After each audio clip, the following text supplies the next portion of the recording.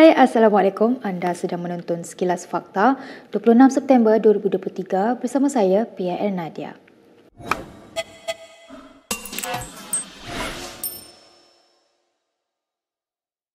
Adun Rawang, Chua Wei Kiat tampil mempertahan kenyataan Menteri Ekonomi Rafizi Ramli yang mendakwa kebanyakan isi rumah Malaysia ketagihan untuk makan di luar. Kenyataan Rafizi juga menyebut mereka membelanjakan sebahagian besar pendapatan untuk membungkus dan makan di luar sekaligus mengakibatkan penyusutan pendapatan boleh belanja mereka.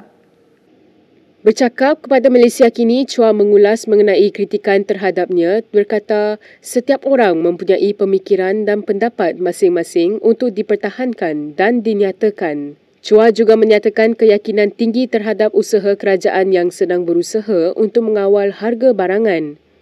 Terdahulu, Chua membuat hantaran di Facebook yang menunjukkan kos makan semangkuk mi segera di luar adalah RM5, tetapi dia mampu membeli 5 bungkus mi yang sama untuk dimasak sendiri dengan harga hanya RM4.80.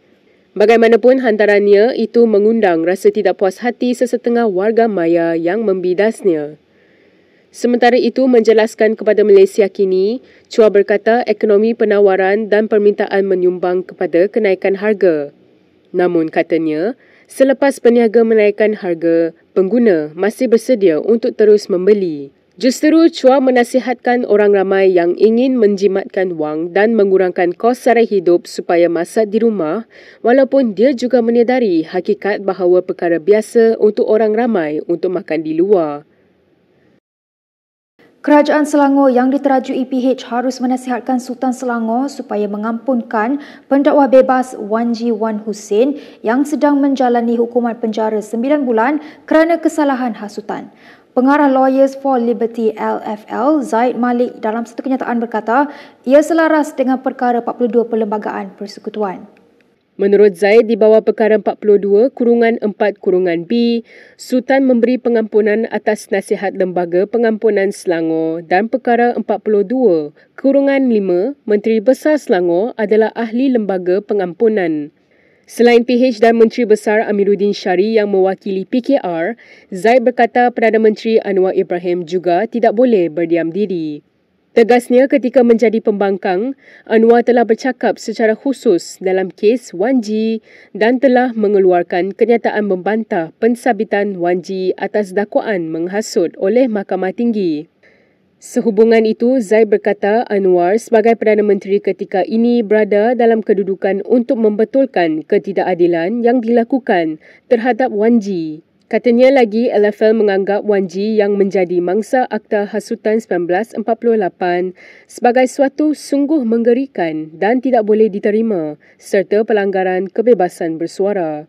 Justeru menurut Zaid sudah menjadi satu kewajipan moral kepada PH yang menjanjikan pemansuhan sekaligus memastikan Wan Ji tidak terus menjalani hukuman penjara di bawah undang-undang zalim tersebut. Mahkamah Rayuan semalam memerintahkan Wan Ji menjalani hukuman penjara 9 bulan atas kesalahan menerbitkan perkataan menghasut dan menghina Sultan Selangor hampir 11 tahun lalu. Berita seterusnya, seorang sumber dalaman memaklumkan Muhammad Sabu dijangka berdepan Mujahid Yusof Rawa dalam saingan pemilihan Parti Amanah Disember depan. Mujahid kini merupakan salah seorang naib presiden dan pernah menjadi menteri di Jabatan Perdana Menteri pada 2018. Menurut sumber itu kepada Malaysia Kini, gerak kerja untuk memenangkan bekas ahli Parlimen Parit Bunta itu digerakkan oleh aktivis Pertubuhan Ikram Malaysia iaitu sebuah NGO berpengaruh. Beberapa sumber lain memberitahu kedudukan Muhammad selaku Presiden Amanah ketika ini tidak begitu kukuh dan terdapat kemungkinan dicabar bagi menghidupkan amalan demokrasi parti. Sehubungan itu, sumber tersebut memberitahu cadangan menonjolkan Adli Zahari sebagai calon menteri dari Amanah baru-baru ini dilihat tidak sekadar mengisi kekosongan ditinggalkan Allahyarham Salahuddin Ayub. Sebaliknya, beberapa sumber itu mendakwa saranan itu sengaja dibuat sebagai sebahagian daripada percaturan Muhammad menghadapi pemilihan parti. Bagi mengekang gerakan itu, dakwa sumber terbabit, Nama Adli ditonjolkan oleh Kem Muhammad berdasarkan kedudukan dan hubungan baik kedua-dua pemimpin terbabit. Jelas sumber yang enggan nama disiarkan itu lagi, terdapat kemungkinan Adli akan diangkat sebagai timbalan Presiden sekiranya Muhammad berjaya mempertahankan jawatan Presiden. Sebelum ini, Malaysia kini melaporkan Adli dijangka dinamakan sebagai calon mengisi jawatan Menteri Perdagangan Dalam Negeri dan Kos Sara Hidup yang baru. Untuk rekod, Amanah akan mengadakan pemilihan peringkat nasional pada 23 dan 24 Disember ini. Kita sering mengalami masalah kekurangan nutrisi penting dalam badan. Chisure, minuman pertama produk buatan Malaysia yang bernutrisi lengkap dan berasaskan tumbuhan, meningkatkan sistem imunisasi dan meningkatkan daya serta kekuatan tubuh badan. Mahkamah Pilihan Raya hari ini membatalkan kemenangan calon PNC alias Hamid di Parlimen Kemaman. Ia susulan keputusan Hakim Mahkamah Tinggi Kuala Terengganu Anselm Charles Fernandez yang membenarkan petisyen pilihan raya yang difailkan oleh pempetisyen Wan Muhammad Hisham Wan Abdul. Keputusan dibuat setelah mahkamah berpuas hati bahawa pihak pempetisyen berjaya membuktikan wujudnya unsur rasuah ketika kempen PRU 15. Mahkamah turut memerintahkan pihak responden membayar kos sebanyak RM30,000 kepada pihak pempetisyen. Bagaimanapun, mahkamah bersetuju untuk menangguhkan pemakluman kepada SPR bersabit keputusan mahkamah hari ini sehingga 3 Oktober depan. Ia sementara menunggu tindakan atau rayuan daripada pihak responden. Peguam Cik alias Yusfarizal Yusof mengesahkan kepada Malaysia Kini mengenai keputusan hari ini dan ketika ditanya jika PN akan merayu kepada Mahkamah Persekutuan, peguam itu berkata mereka akan membincangkan isu berkenaan. Sekiranya PN tidak memfailkan rayuan ke Mahkamah Tertinggi dalam tempoh 14 hari, SPR akan mengisytiharkan kerusi parlimen itu kosong sekaligus membuka laluan kepada PRK. Terdahulu 13 Februari lalu, Mahkamah Pilihan Raya menolak petisyen itu apabila membenarkan bantahan awal oleh Cik alias berhubung petisyen yang dikatakan mengandungi fakta cacat dan tidak sah bagi menyokong dakwaan rasuah semasa PRU 15. Bagaimanapun, pada 2 Mei lalu, Mahkamah Persekutuan membenarkan rayuan Wan Muhammad Hisham untuk mengembalikan semula petisyen berkenaan menjalani perbicaraan penuh. Sementara itu, bekas Ketua Pemuda UMNO yang dipecat, Khairi Jamaluddin, menasihatkan ahli Parlimen PN supaya berhati-hati ketika berdebat dengan Perdana Menteri Anwar Ibrahim. Menurut Khairi, Anwar berbeza dengan beberapa Perdana Menteri sebelum ini yang berpenampilan seperti negarawan walaupun ketika diprovokasi dalam Parlimen. PM Perdana Menteri kali ini adalah lain daripada Perdana Menteri sebelum ni. Kalau Perdana Menteri sebelum ni, dia tak akan engage dalam pertikaman lidah macam ni. They will take a more statesman-like approach to parliamentary affairs. Dan saya pernah tengok Perdana Menteri daripada Mahathir, Pak Allah, Najib, Mahyudin, Ismail Sabri. They don't do what PMX does. It's a good, it can be a good or bad thing, that's up to you. Tapi PMX dia memang antara Prime Minister yang suka provoke balik, suka combative. I mean, true to his street fighter punya background lah. He's definitely not a statesman in Parliament. So you have to be careful bila nak engage dengan kalau sebelum ini saya nampak Perdana Menteri dia tak akan provoke macam tu lah. That's a style. I mean, you can like it, you cannot like it, that's up to you, ya. Tetapi it is an observation. Perdana Menteri kita kali ni dia akan engage dalam benda-benda macam ni. Di mana Perdana Menteri sebelum ini lebih pendekatan yang agak bernegarawan dan tidak akan engage provokasi macam ni lah. Khairi merujuk kepada perang mulut di Parlimen setelah Ahli Parlimen Putrajaya Radzi Jidin tidak berpuas hati dengan tuduhan Anwar terhadapnya. Insiden itu berlaku selepas Anwar didakwa membuat kenyataan provokasi terhadap Radzi yang ketawa semasa menjelaskan keputusan mahkamah melepas tanpa membebaskan Timbalan Perdana Menteri Ahmad Zahid Hamidi. Mengulas lanjut, Khairi berkata bahawa Radzi telah jatuh dalam perangkap Anwar. I thought he fell into the trap. Saya rasa PM tahu apa dia buat. Ya, dia kesan Putrajaya gelak ataupun cakap sesuatu dan dia single out. Itu memang klasik PMX lah. Dia akan cuba single you out dan biasanya you just let it go lah. ataupun you say something equally provocative and just sit down, tapi dia macam jatuh dalam perangkap PM dan akhirnya berlaku yang apa yang berlakulah. Hos bersama Khairi dalam podcast bertajuk Keluar Sekejap, Syahril Hamdan turut bersetuju. Katanya Razzi mungkin menjaringkan gol sendiri apabila bertindak seperti apa yang berlaku di Dewan Rakyat sebelum ini. Dalam perkembangan lain, beberapa dokumen telah dirampas SPRM bagi membantu siasatan berkaitan projek percetakan buku bernilai kira-kira RM80 juta yang membabitkan sebuah kementerian.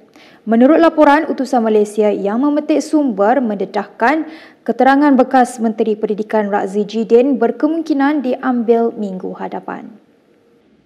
Menurut sumber itu lagi, dokumen yang dirampas susulan penahanan bekas setiausaha politik bekas Menteri Kanan itu baru-baru ini. Bagaimanapun, individu terbabit bersama seorang lagi lelaki yang juga pemilik sebuah syarikat dibebaskan hari ini dan tidak disambung reman. Razzi dalam satu kenyataan baru-baru ini menafikan terbabit dalam sebarang dakwaan berkaitan siasatan rasuah ke atas projek rundingan terus percetakan buku Chekhov untuk prasekolah membabitkan lebih RM80 juta. Sementara itu, Ahli Parlimen Ipoh Timur Howard Lee tampil membuat permohonan maaf berikutan dakwaan membuat tafsiran sendiri ayat Al-Quran daripada surah An-Nisa. Dan saya juga ingin mengambil kesempatan inilah untuk mengucapkan terima kasih kepada saudara sahabat saya Dr. Ashraf Wajdi, iaitu Setiausaha Agung UMNO yang telah memberi cadangan yang ikhlas, yang tulus, yang bernas untuk saya tidak mengulangi apa yang saya mengulangi statement, iaitu memetik ayat suci Al-Quran dalam perhujahan dalam mana-mana konteks politik. Saya guna istilah memetik kerana tuduhan adalah bahawa saya tafsir. Saya tidak menafsir, saya hanya memetik menggunakan ayat itu. Dan itu pun adalah atas cadangan orang dan pihak yang lain.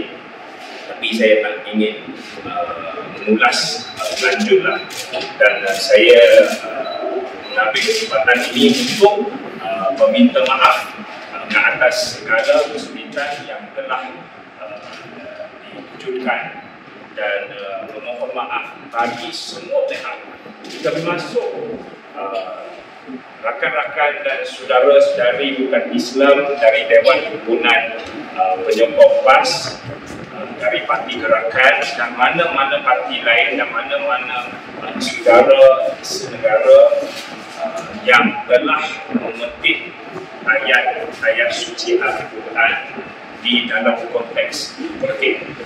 Saya bagi pihak semua yang pernah membuat kesilapan yang sama, kerana bukan saya saja, ramai daripada semua parti politik, khususnya yang tertular dalam sosial media, termasuk daripada parti yang menyokong parti PAS, yang menyerang saya lah, dan juga parti gerakan yang juga menyerang, yang telah membuat kesilapan. Saya mohon maaf bagi pihak mereka dan juga saya diri sendiri.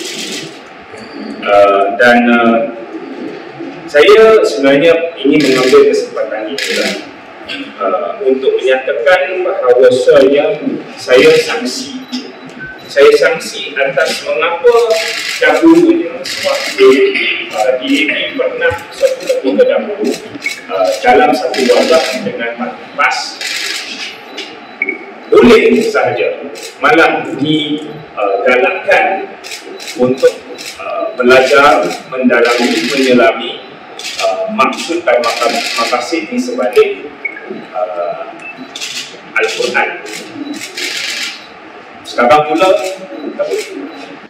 permohonan maaf itu dibuat Howard Lee selepas selesai memberi keterangan kepada polis berkaitan isu tersebut di IPK Perak sekitar pukul 2 petang hari ini. Berikut beberapa lagi ringkasan berita untuk hari ini.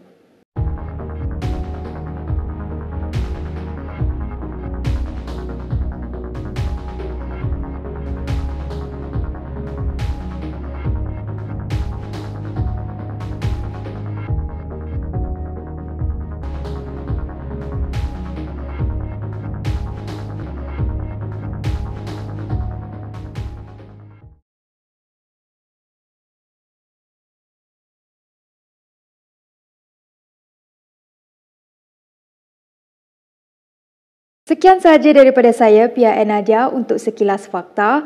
Untuk lebih banyak berita, anda boleh melayari kinitv.com.